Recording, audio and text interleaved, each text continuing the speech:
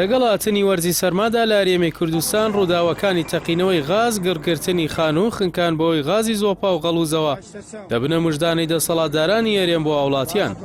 بەپێی بەدواداچوونەکانی پەیام تەنیا لە ماوەی یەک هەفتەدا 5 ڕووداوی تەقینەوەی غاز لە ماڵ و شوێنە گشتیەکان ڕوویان داوە کە لە دوانیاندا لە شارەکانی سلێمانی 221 کەس بوونە قوربانی. ئەمەش سەرنجی شارەزا و چالاکوانانی ڕاکێشا و جارێکی دیکە قسە لەسەر هۆکارە بنەڕەتیەکانی ئەم ڕووداوانە دەکەن و پێیان وایە حکوومەتی هەرێم و بەرپرسانی دوو حیزبی دەسەڵاتدار بەرپرسی یەکەم و ڕاستەقینن. ئەم ڕووداوانە ئەوکاتن لەگەڵ گیان لە دەستدان و برینداربوونی ڕۆژانەی هاوڵاتیان لە ڕووداوەکانی هاتوچۆدا کە بەهۆی نەشیاوی و نزمی کوالێتی جادە و بانی شار و شارڕشکەکانەوە ڕوودەدەن.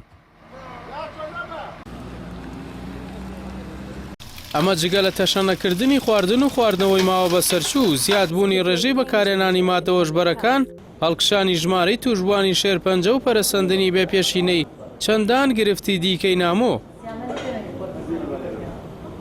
هەروەکو عومەر گوڵپی ئەندامی خولی پێنجەمی پەرلەمانی کوردستان لە فەیسبووکی خۆی نووسیوێتی گەندەڵی و خراپە یەکێتی و پارتی و خراپ بەکارهێنانی دەسەڵاتەکانیان مەترسیەکانیان لە تەقینەوەی غاز و بوارەکانی دیکە زیاترن. بەشێک لە چالاکوانانی تۆڕە کۆمەڵایەتیەکان باسییان لەوە کردووە ئەگەر دەسەڵاتداران هاوڵاتیانی سەردەریای نەوتیان لە نەوت بێخەم بکردایە ئەوە بە ناچاری پەنایان بۆ کڕین و دانانی تانکی مەترسیداری غاز نەدەبرد. بەڕای شارەزایان پێویستە حکوومەتی هەرێم ڕێکاری تون بگرێتە بەر بۆ شێوازی مۆڵەتدانیە و کۆمپانیانەی لە بوارەکانی سیستەمی غاز، شۆفاش و کارەبا و ئاو و نەوت و بەنزین هاوردەی خواردن و خواردنەوە و تەواوی ئەو بوارە ئاسیارانەدا کار دەکەن کە پەیوەندی ڕاستەوخۆیان بە ژیانی خەڵکیەوە هەیە.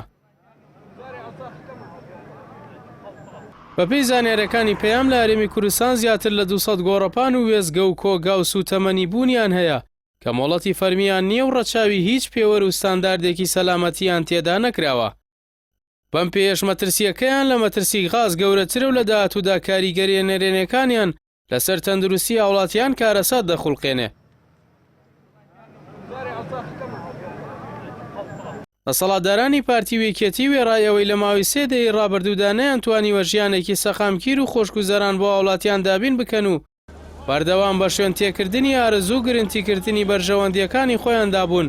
ئێستا خەڵکی هەرێمی کوردستان بۆەوەی نەبوونی چاودێری و قاچەقچێتی و چاوپۆشی و کەمتەرخەمی بەرپرسانەوە تەنانەت ژیانیشان لە مەترسیدایە.